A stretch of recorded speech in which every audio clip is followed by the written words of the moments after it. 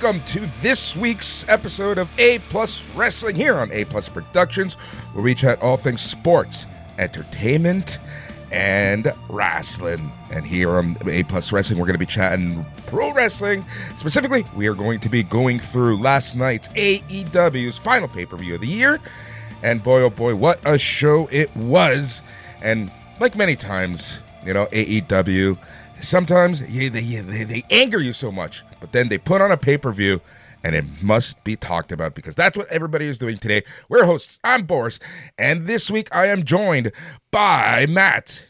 Bonjour. How's everybody doing out there? Happy holidays, Happy New Year, Merry Christmas, and Happy Hanukkah, and all of those things to everyone who's listening. I'm joining you from a remote location in Northern Ontario, where it has been fucking raining for like 3.5 straight days. Is it doing that in Toronto, Boris? It is, man. It's been raining quite a bit here. It's crazy actually how warm it's been. Also, it's like spring-like weather that we are getting here in Toronto. And we're also joined by a longtime listener and longtime contributor to not only the previous network but this network here on A Plus Productions. He is Daxavier Josiah. Dax, how's it going?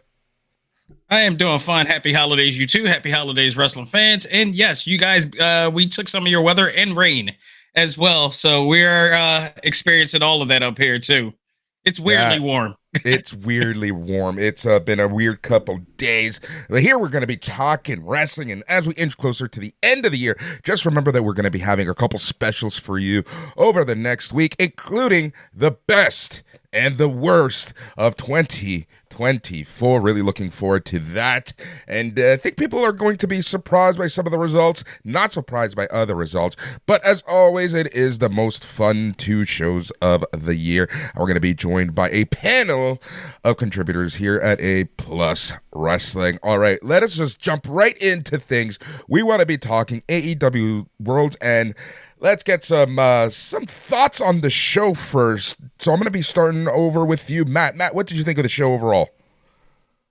Yet again, it delivered. AEW has yet to miss on pay-per-view. There's like any wrestling show, there are nits to pick if you wanted to, and not every match was perfect. But overall, this was a great show. We had some late contenders for match of the year on this show. And everything came pretty well. And I think AEW is set up very well for 2025. So all in all, a success. Exactly. That's my takeaway, right? My major takeaway was that they are really putting the building blocks to 2025. And oh, dear God, please don't fuck it up, guys. Dax, what did you think of the show? Oh, agree. Like the fact that I even got the pay-per-view was enough for me to say, like, yeah. I feel like when their live events come to Philly, I have a gut feeling of whether I feel like that show is going to be good or not.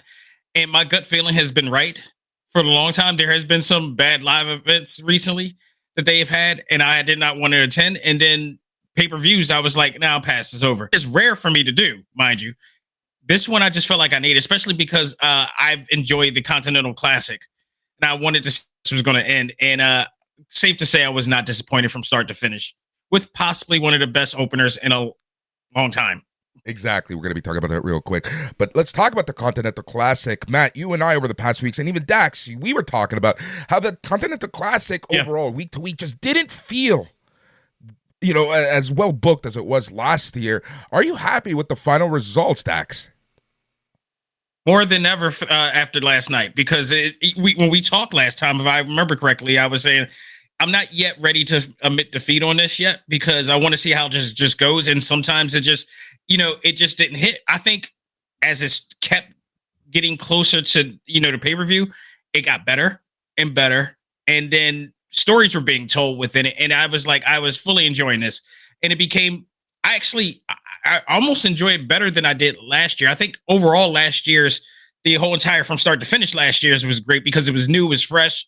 We got wind of it. Now we got another one to fall back on to compare to it. And now we have expectations. So I think that's what that comes into as well. That present, what do they call that? Presentism. I guess you call it when you're just like so focused on the present package that you're looking at right now. I liked the stories that they were telling. I liked the directions that they went. And when you do a round robin challenge, it has to be very well designed and very well orchestrated to make sure that those numbers make sense and the scoring makes sense and all the stuff. That's not an easy thing to do. We could sit back and watch it and say like, and just critique it and all that stuff. But I would not want to be, I don't want to be Tony Khan on this because not a round robin challenge. I'll do a normal bracket. Round robin is like a whole new different beast. And I actually thought that he successfully did it very well this time around. Matt, what are your thoughts on the overall Continental Classic, the 2024 edition? Yeah, I agree with Dax. Lots of moving parts, and hats off to Tony Khan to pulling it off. I think the best way to look at something like this is who came out of it looking better and who, if anyone, came out of it looking worse. So like Kyle Fletcher looks way better after this tournament. Okada finally had his big Tokyo Dome Okada style match. He looks way better. Ricochet somehow ended up with a character and a heel turn. He looks better. Ospreay was kind of stumbling a little bit. I feel like he's pretty much rehabbed. Darby Allin had another great match. He's kind of, at worst, he's the same. Brody King, at worst, he's the same. I think really the only wrestler you could say maybe is worse off after this tournament is the Beast Mortos, who got eaten alive, as it were. But even still, he was still good. He was still really good at what he was doing. Exactly. He still had some awesome matches, and you could argue did not get hurt at all. So yeah, by default, this tournament was a success. yeah, exactly right. This tournament was a success. I thought it was very good, and it culminated with an amazing match. This pay-per-view opened with an amazing Continental Classic match. We'll talk about it in a second. But yeah, great stuff. Yep. Here's my major takeaway. Right, it was good. It was, and as wrestling fans, right, we always say, just let things play out and wait till the end. And I think this is a perfect example of that, where, it's easy to go in the middle of the tournament. And I've done this in the G1 before in the past, where it's like, it doesn't feel as good. But then as the tournament winds down and gets to the finals, it's like, okay. And upon reflection, you're like, all right, this was a fucking good tournament. That's kind of how I feel about this. Was it perfect? No. Was it more special than last year? No. But, like I mentioned earlier in the show, I think we have the building blocks of some really, really cool things to happen in 2025 for AEW, and a lot of that was built here in the Continental Classic. Honestly, I think, actually, Matt, if you think about it, if the week one wasn't Mortals, I think it was Daniel Garcia, if I'm correct. Maybe. He, in terms of the most losses, it was Mortos. I think he was the only guy who went over. From a scoring standpoint, but from like who stands out from everything standpoint. You might be right. I think Daniel Garcia is the one that like kind of, and it's not to say it's not, there's no slag on his matches. Everybody did their thing. Everybody put in that work. But when it come out of it, who are we talking about in here? And the fact that we didn't, except for right now, mention Daniel Garcia, that might actually say something right there. Yep, exactly. He's a champion. Let us just jump right into it. Let's start real quick with 0 Hour. The first match of the night was Toni Storm, the strapping rookie, against Layla Gray. Winner was the rookie Toni Storm. Pretty simple match, but again, really furthering that. Who knows where they're going with this character of Toni Storm at this point? Dax, thoughts? I you know what? I just enjoy it for what it is. We didn't know what Timeless was going to be, and we ended up saying that was one of the best gimmicks of the year. And just the way that the commitment that she puts into her characters is just, I'm just at awe at what she does. And I know people have got beef about the fact that she's on Rampage, she's on Ring of Honor. Like, I get it. It's her it's this current persona. I'm just enjoying it. Because she just between her and Harley Cameron, they're like the two most entertaining people in wrestling today, in my opinion. Oh yeah, 100. Both of them are doing such great work. Matt, thoughts on Toni Storm, Layla Gray? Yeah, Toni Storm is one of those rare characters who she's achieved the status where no matter what she does, I'm in. I'm along for the ride. I just want to see how this story develops. They have my trust. They have earned it. At first I was like, what are they doing? But then you see kind of what Toni Storm is doing. And the key to Toni Storm's character is that she's the only one who's not in on the joke. Everyone else around her remembers history. Like in WWE, this character would have failed because Vince would have written it so that everyone forgot the history. You know what I mean? Exactly. But like RJ City interviews Toni Storm and he's like, that was funny.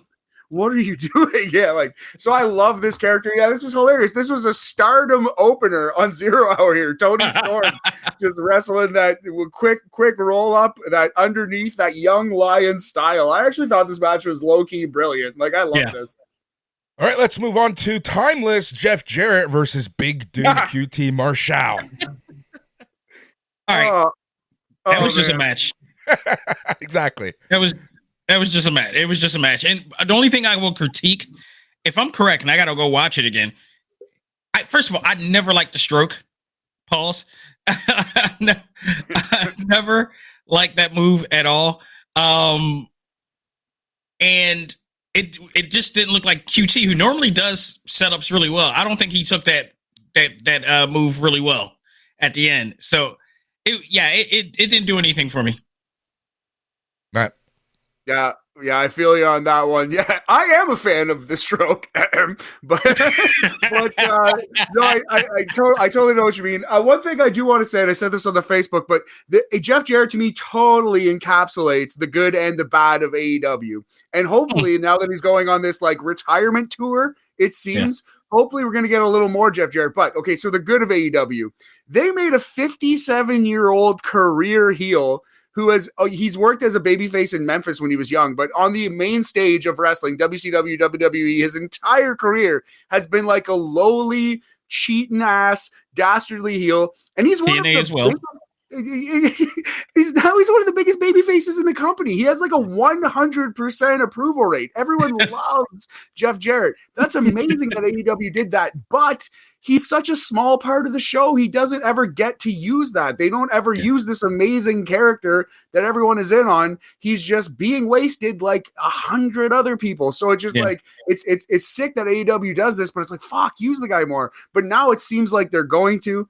So that's awesome. This was, like you said, just a match. There was like 7 or 8 better on the show, but it's nice to see Jeff Jarrett in there. The crowd adores this man. Yeah. Yep. I mean, he's a great performer. He's a Hall of Famer. No question. Exactly. All right. Then we had some trios action. I guess it was more than trios. It was 8-man tag. The Outrunners and Top Light versus Leo Rush, Action Andretti, and Murder Machines. Leo Rush, Action Andretti, and Murder Machines end up getting the W on this one. This match, it's for 0 Hour. This match was perfectly fine. But did it make me want to buy the pay-per-view? No. Yeah. The other matches for me were the ones that did it for me. I mean, I'm going to go with what Matt just said about Jeff Jarrett. I'm going to say the same thing about this match. It had its good points and bad points to it at times. They didn't all have the same chemistry in the match. And if it was just Top Flight versus, Rush and Andretti, I think this would have been a much better pull to say, like, I want to get this event. But, like, you adding the other outsiders added to that. Not to say that they're not bad, but, like, it was lack of chemistry in the whole thing. And then... yeah.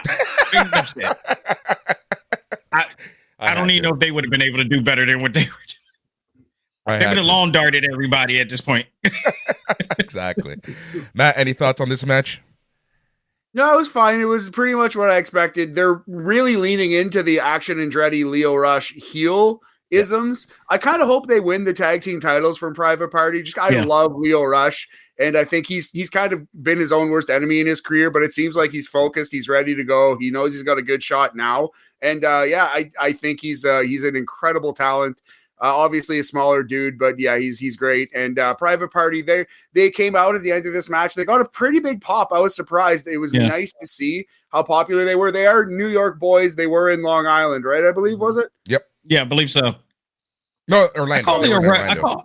Well, sorry, they were in Orlando. Oh, that's right. That's right. Yeah, the fact that I even brought that up is ridiculous because I was watching those Hammerstein shows before we did this. But yeah, so they were huge stars in New York, and that appears to have carried over to Florida. So that's always good to see. Private Party, this title run might be working a little bit, but I don't know. This match was fine. It was okay. Often call personality wise, I usually call Leo Rush like R&B low key. It's low key with more swag. I love that. R&B. Only you can get away with that. All right, let us jump to the main card. And if this match had happened even a week before, I think we would be talking about this match in the best of, and we are going to give this match a shout out in the best of, because holy shit, did this match give me a boner. And that is Will Ospreay versus Kyle Fletcher in for the Continental Classic semifinals. Holy shit, guys. Like, this match was just amazing. I needed a cigarette. I needed a break after this match. This match was fucking amazing. Matt. Yes, great. I don't want to start with a criticism, so let us say off the top, like an amazing spectacle. Will Ospreay bled like a stuck pig. Just such an excellent match, dramatic, the action off the charts. My favorite Will Ospreay is when he reins it in a little bit and they do the crazy stunts because he's Will Ospreay. They're going to happen, but it's not like 7 finishers are kicked out of and 1,000 power bombs. It's not 100 miles an hour the entire time. There's more of a build. My favorite Will Ospreay matches are him versus Danielson, him versus MJF. So this was kind of Will Ospreay against Will Ospreay. You know what I mean? It was the mirror match. He was left to his own devices. And this was an absolute balls to the walls sprint. But still, one of the greatest pay-per-view opening matches ever. Up there with Hell in a Cell, CM Punk, and Drew McIntyre, which just opened a pay-per-view. That's one of the best ever. Kurt Angle, Rey Mysterio, SummerSlam 2002. There's a list of these best ever pay-per-view openers, and this is now on the list. Absolutely. Dax? I would have to absolutely concur 200% with Matt. The story that was being told in this match was what really drew me in. I really enjoyed it. Even like the mannerisms of and the psychology of Ospreay when like he was doing the Styles Clash, but he didn't have the energy because he bled too much. So he kind of felt like he was losing it. I love that. That was just beautifully done. And then he perfectly executed the story that was being told about those guys. And the fact that throughout the whole entire time, and I'm not going to be pretentious here, I didn't know who was going to win this match. And I loved it because a lot of people thought this was Kyle's night. And I was very surprised, but not upset at the end because of just how everything was, went out. And when you talk about comparing like that to Hell in a Cell, McIntyre and Punk, I agree to an extent. I think the Punk and McIntyre match is like one of the best openers, but also one of the best Hell in a Cell matches I've seen. But this one just... It was the intensity was just there for a match that didn't have as long of a storied rivalry as those guys. Kudos on them. Yep, great way to show a lot of that a lot of spunk that AEW is still there. They ain't going anywhere. That's exactly it. And we jump right into, and then just to reiterate, Will Ospreay wins after a Styles Clash. He's going to the finals. Second match of the night was Okada versus Ricochet. Real quick, let's talk about Ricochet. Dax, where do we start on this? Oh, you mean like wrestling's Drake? Yeah. That's it. That's exactly it. That's yes! So you hit the nail on the head. You know what that means? That makes Swerve Kendrick, exactly. without question. When I seen this development, I'm like, they're doing a Drake and Kendrick thing. This is Drake and Kendrick on the spot. I always said Ricochet could have like if WWE would have handled him better, he could have been Drake level on a wrestling landscape. He's kind of that. He's getting to that point now in the way that we probably didn't want him to be, but due to the circumstances of the recent rivalries in hip hop, like this is great chemistry between those two. So like, I love this heel turn that he's doing, man. It just immediately gravitated to that.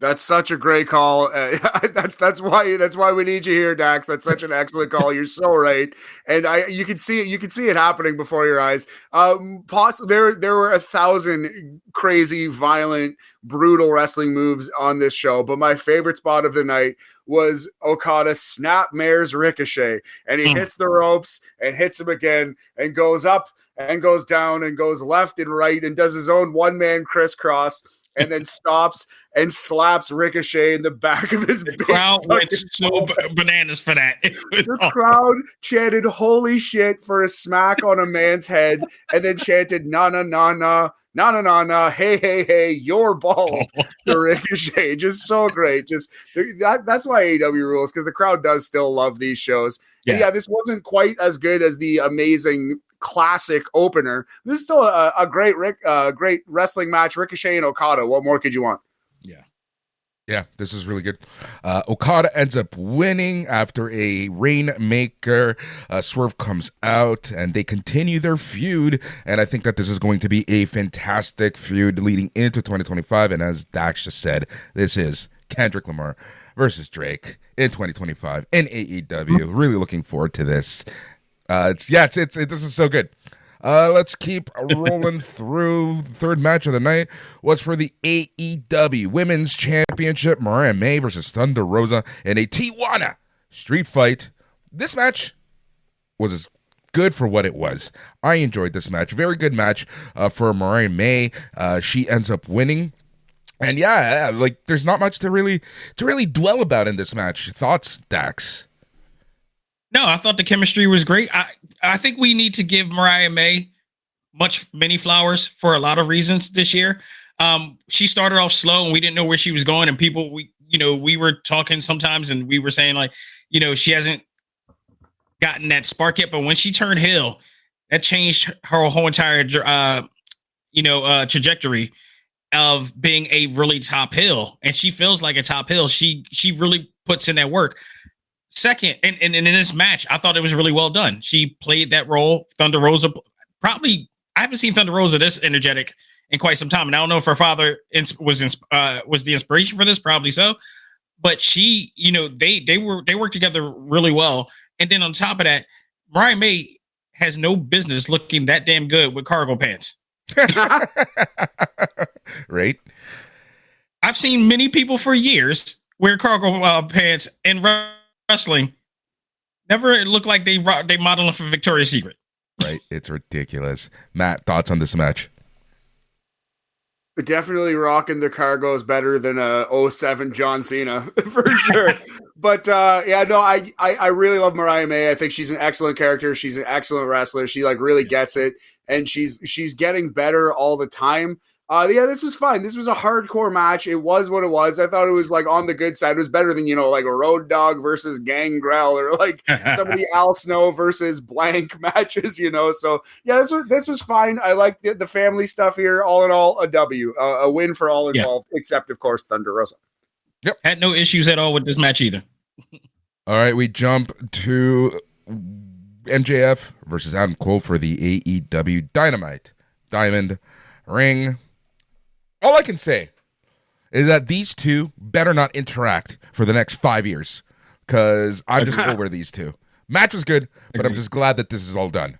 Hopefully.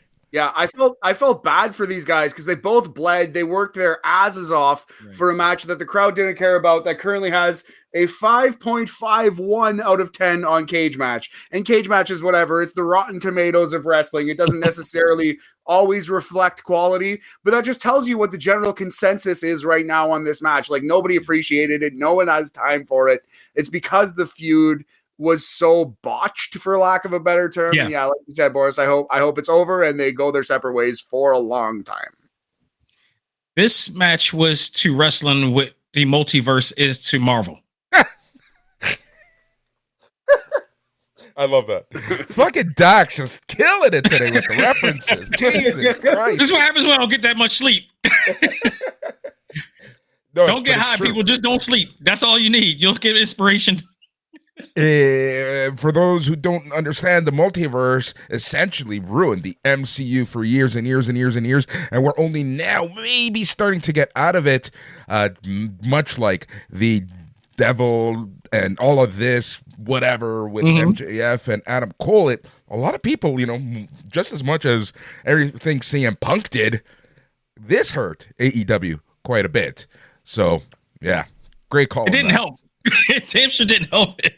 But with that said, it was a solid match. It's just I think people were just tired of where this was going. And, we got the Brady Bunch moment afterwards. So I don't know where they're going with this, with this story, with this group and what they're going to be doing and, stuff like that. But yeah, I agree. They do not need to connect for years at this point, and it has to be for something else. My only thing that I really wish was, okay, number one, Wardlow. Where the fuck is he? Number two, I wish Wardlow had turned on Adam Cole, right, and go back to MJF, because Wardlow and MJF as a duo was the best of those two. But the problem, Boris, the problem with that is, like, why do we keep associating Wardlow as a right hand to everybody? Because I mean, granted, he's tried to go on his own and it didn't work out. I don't know if it's just bad direction or it's just him not being able to put the rocket in his back. Right. Yeah. I feel like the Wardlow problem is a little bit of like the too many bodies, just too many warm bodies on the roster. And if you're Tony Khan, especially with his taste of wrestling, are you pushing Wardlow over Kenny Omega or Will Ospreay? Or you know what I mean? If you want to make Wardlow a monster, he needs to beat a lot of those guys. And if you're Tony Khan, do you think you're doing that? No. So I think Wardlow's on that Ricky Starks path. He's going to be in NXT before he wins another AEW title, I reckon. Wardlow to me is like that actor, that martial arts actor Bolo. Oh yeah. Absolutely. Where it's like everything where you see him, he looks like he's gonna whip everybody's ass, but he's not getting his ass whipped. I love that. That's great. That's a great one. Again, another one. Jesus Christ. You're killing it today. All right. Let us jump to Takeshita versus Powerhouse Hobbs for the AEW International Championship. This was a match. Takeshita wins. Hobbs's run might be done. I just don't know where they're going to go with Hobbs. Hobbs is unfortunately one of those guys who keeps getting a chance and then just, 2 steps forward, 10 steps back. I don't know what they're going to end up doing with him. Thoughts on that, Dax? First of all, I hope that when the conversation of the best of comes in, Takeshi's name should be coming up a lot in that conversation. With that said, I mean, yeah, I find it hard for me to disagree with you on I was about to say Wardlow, but on Hobbs. But for what it's worth, he puts in that work. In this match, they worked, and I enjoyed this. This was hard hitting. The crowd was really invested in it, and people really. I think that's the difference between Wardlow and Hobbs. People really do like Hobbs. They want to support Hobbs. Mm-hmm. And Hobbs, when he comes in the ring, I think he does have the right tools to be in that level. I don't think he just gets the opportunities for some reason. I don't know if it's because of too many people or not, but with that said, when he comes in, he does deliver, and I thought he delivered here. Matt? Yeah, I totally agree. Hobbs is a good wrestler. Probably you'd say a better in-ring worker than Wardlow. They're close, but I'd probably give the nod to Hobbs at this moment. And yeah, Takeshi is an excellent wrestler. This was a very good match. Slept on in this stacked card. That's a little bit of an AEW problem. But if this exact match just like main evented Dynamite, people would be like, wow, they really worked hard and they really had a killer match. So I liked it. It sucked that it kind of got lost in the shuffle a little bit here. Agreed 100%. It's funny that you even say, because to set something up for the best of show, and this is like kind of the theme of 2024, is it's so much damn good wrestling, guys, that in the best of, and a lot of the categories, and even the worst ofs, to be honest, the winners, for the most part, aren't landslides like they have been in previous years. Like, categories are being won with 25% and whatnot, just because there's so much good happening in pro wrestling. I just wanted to bring that up, as you mentioned, that Takeshita being named in the best of, and we'll see what happens. The level of great matches that we have in this generation is just astounding compared to what it was in the 90s or the 80s and before that. I mean, like, you look at it now, like a minimum match is a main event match to the 80s and the 90s. You know what I'm saying? Like that Takeshita in Hobbs match, you put that on in ECW back in the 90s in the 2300 arena, or you put that in the 80s. We've been talking about that was a legendary match at this point. But like in this day and age, it's just Tuesday. Exactly. That's exactly just Tuesday. I love that. Another good reference. Jesus Christ. Street Fighter, 1995. Go watch it. One of the best line deliveries in the Best or world. worst. Yeah. Mercedes Moné versus Chris Statlander for the TBS Championship. Mercedes Moné, dare I say, has had two good pay-per-view matches back to back. I would absolutely agree with that. Man, I thought, because I haven't seen all of Mercedes matches, especially in Japan, but I've heard she's been killing it, and she's becoming the Mercedes that we all know she is able to be. And I thought this match last night was absolutely what I remember for her from the NXT days and you know, the main roster days and all the stuff. So I feel like she's getting her groove back. And on top of that, Statlander, God, we just don't give her enough credit for how awesome of an athlete that wrestler, that woman is, and wrestler for that matter. She just perfect balance. Everything she does, she pretty much almost pulls off almost without even putting any effort. With the stuff that they pulled off yesterday was insane. First of all, and I hate to say that because it's, you know, normally if it was Ospreay or Darby, that's just normal for them. But to see, you know, two female wrestlers pull that off and make it look just as good, man, kudos to them, because this is the type of, you know, wrestling I want to see on for everybody. I don't want to see any pillow fighting. I want to see you be able to trust your partner and be able to pull off something really special that will convince us and draw us into that, that suspense that we, you know, pay for. And I thought they did pretty damn good. Yep. Agreed. Matt? Oh yeah, I Sasha's matches, she's best when she's against a wrestler who's like a little bit more of a powerhouse. And she wrestles Bayley, kind of works a little bit more of that powerhouse style. But Bayley ultimately is like more of a ground-based Pokemon. Cinder wrestles like she wrestles like a powerhouse. She's like a powerhouse Hobbs of the women's division, except a better wrestler. And like she just meshes so well with Mercedes' skill set. I could watch them wrestle 100 times in the next year and never be sick of it. I think they've had two classics, two matches that will contend for match of the year, even though you could argue this was only the third best match on this one show. I think it wouldn't shock me to see this get match of the year votes. It was that good. There was a friggin' sit down Owen Hart style tombstone pile driver on the apron in this match. That right there. They worked so hard, and I think they absolutely delivered. Excellent wrestling match. And fun trivia question here, fun fact. This is the longest women's match in AEW history. Wow. 24 minutes and 35 seconds. The women never got more time to shine ever in this company, and they delivered.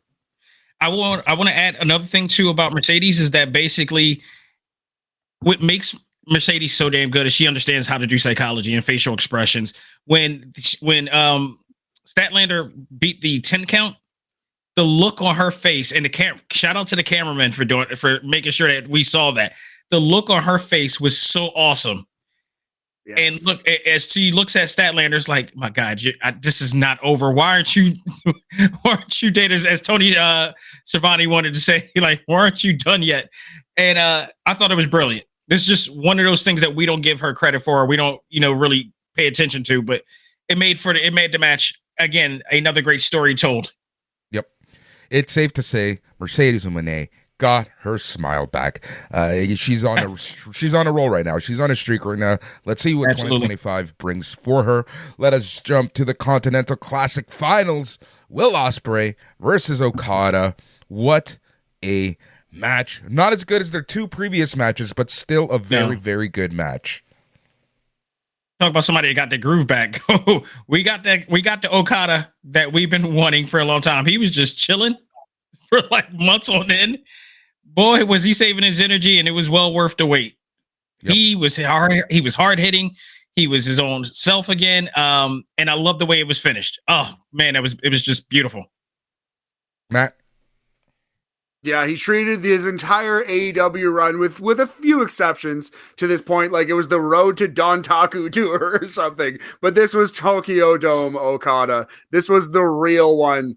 And this was an excellent match, the best on the show. These guys have had 11 or 12 matches, like 9 or 10 of them are all-time classics. They're among the best rivalries in pro wrestling history. Period, full stop. Okada versus Ospreay, every time they wrestle, it is worth putting down what you're doing and going to the television and watching. This was an amazing match. And this was the Ospreay that I love. This was him not just going a mile a minute, not just doing as much stuff as possible. There was a little more psychology. There was a clear story with Ospreay being so worn down in the previous match, coming into this Continental Classic final against his mentor, the greatest tournament wrestler, as they said over and over, of all time. Yeah, this was just an excellent wrestling match. Great stuff. Currently 9.44 out of 10 on thecagematch.com. Again, largely meaningless, but it tells you that almost everyone who watched this match loved it and thought it was close to perfect. Yeah. Absolutely. Well said, guys. After the match, Kenny Omega makes his return, confronts Okada in the middle of the ring. Yet again, another building block, something else to look forward to in 2025. I'm sold, and especially when they put that all-in graphic up. Right. I'm like, oh, there you go. A message. Is perfect. No, I'm ready.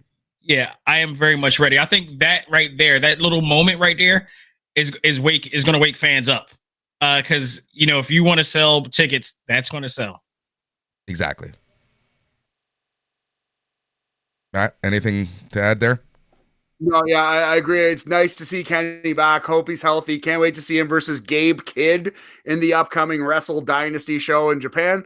And from there, let's just, as you said, it was very clearly, they were literally almost all but telling you, hey, fans, we booked this match for July 12th in Texas. Yeah. So, that's definitely going to be the main event, if not a high match on the card. And let's go. Let's do it.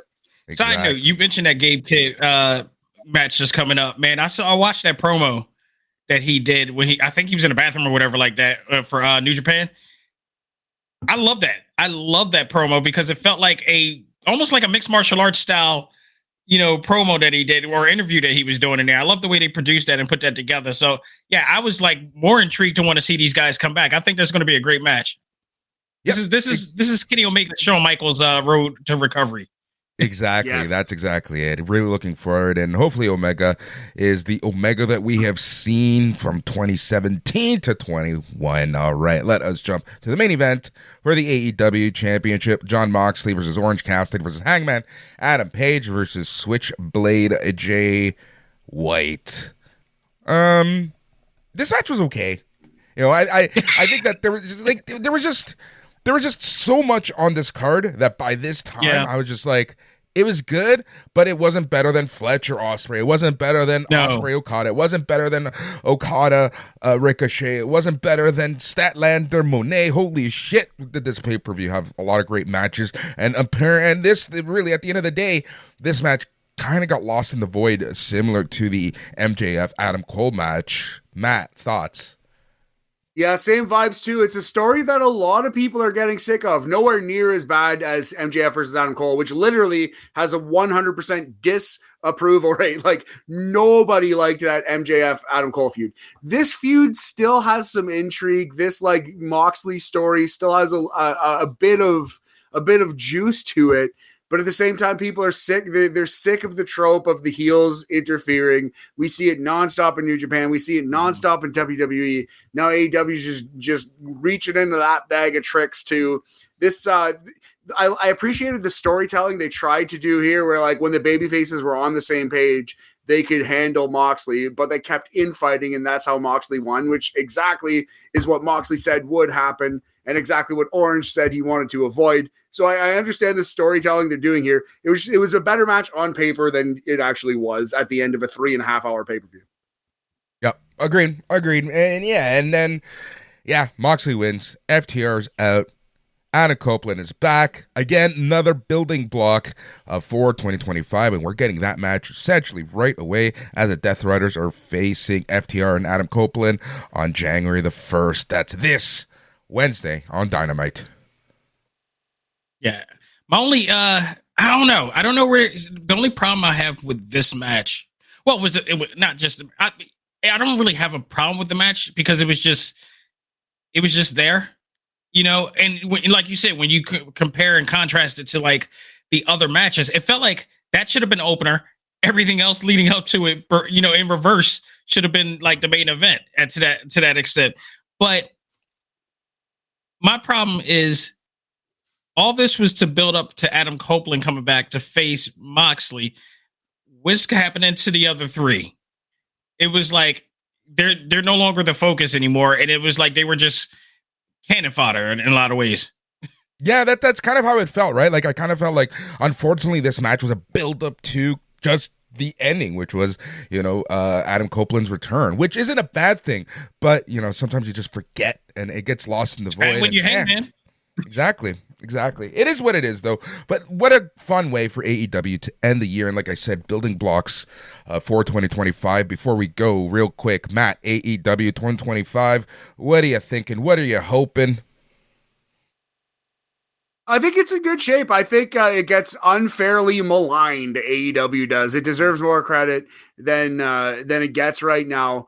It feels like we just ignore all the great stuff that happens and we nitpick to death all the small, like, oh, this commentator didn't say this thing, or like, oh, they did too much in this match. It's like, these are great problems to have. The conversations are like, what's worse, AEW or TNA from this year, or WCW from 1999? They're insane and they need to end. AEW's in fine shape, and I'm excited to see Kenny Omega back. I'm excited to see Edge, Adam Copeland back. Excited to see Ricochet versus Swerve in the coming year. We're getting Okada versus Omega in a fucking giant stadium. Life is good, guys. Let's chill out. Dax, AEW 2025. No, I absolutely agree with Matt. We're in a bitter, cynical society right now, or a short attention society for that matter. But, I think people do often have what I call fraternal sabotage or tribal sabotage on something. I mean, we see it with the Marvel Cinematic Universe all the time, or whenever a female heroine, stars in their own movie or show, and those quote unquote fans will try to dog it out as much as possible or sabotage it as much as possible. I think the same thing happens to AEW in a lot of ways too, where I never really, yes, it's not perfect and they go in a different direction, but it's still not to the point that like it's the worst thing ever. Like he's not David McClain, people. This is not WoW. This is not Glow. This is a much better produced product. And I think when it comes down to it in 2005, I think what they do on Max is going to play a big factor. And how they're going to produce, like, I can't wait to watch Dynamite on Max. I'm hoping, one, we don't get commercials. That's my biggest thing. I'm like, I don't want to pay for this and we getting commercials on the same thing and we're doing a simulcast. And two, how were the pay-per-view structure is going to be? Because I heard we were getting discounts and stuff like that. And then all the content is going to be on there too. What's going to happen when the old episodes come back on Max and we're starting to watch 2019 again and did comparing and contrast the stuff now? I'm like, damn, you know what? Was it better or was it worse? Yep. We'll see. But I honestly, they're good. They're going to be good. I think this is. I think it's going to be a means to be on a positive level. They're going to step it up, and I'm looking forward to it. I'm looking forward to all of wrestling in general in 2025. Yep, agreed. It's 2025 is going to be a very interesting year for AEW. Really looking forward to it. Really looking forward to everything that we're doing here on A+ Wrestling and A+ Productions in 2025. And just remember that the best and the worst is coming at you later on this week. And we have so much happening. Matt and I are going to pump out a couple thought pieces and shows later this week, as well as WWE goes into Netflix, as we jump into Wrestle Kingdom and Wrestle Dynasty season. Going to be a great start to the year. Again, happy holidays, everyone. Happy New Year 2025. Let us get it on behalf of Dax and Matt and everyone here at A+ Wrestling. We thank you so much for listening, and just remember, best and worst coming at you. And until then, stay tranquilo.